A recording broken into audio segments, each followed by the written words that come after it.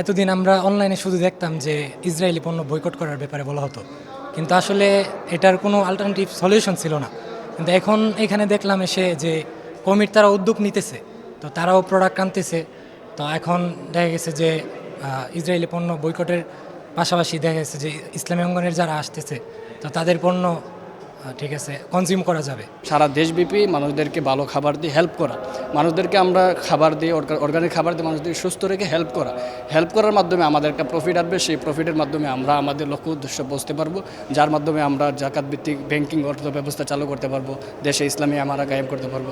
দেশ শরিয়া ভিত্তিক ইসলামী আইন ব্যবস্থা যখন চালু হবে, তখন প্রত্যেকটা গরিব থেকে গরিব পর্যন্ত জাকাতের মাধ্যমে সকলেই স্বচ্ছ এবং স্বাবলম্বী হয়ে উঠবে। প্রত্যেকটা সেক্টরে যখন কওমি উদ্যোক্তা তৈরি হয়ে যায়, দেখবেন আলহামদুলিল্লাহ কোনো ধরনের দুর্নীতি থাকবে, কোনো ধরনের চাঁদাবাজি, তারপরে কোনো ধরনের ভেজাল সিন্ডিকেট কোনো কিছু থাকবে না ইনশাআল্লাহ। আসলে মানুষের সমস্যা কিভাবে সমাধান করা যায় সেটি নিয়ে আমাদের ব্যবসা হবে। আমাদের ব্যবসা অনলি আমরা শুধুমাত্র একটি প্রোডাক্ট সেল করব এটা না, আমাদের উদ্দেশ্য থাকতে হবে আমরা আমাদের যেই ক্রেতা রয়েছেন তাদের কাছে সমস্যার সমাধান সেল করব।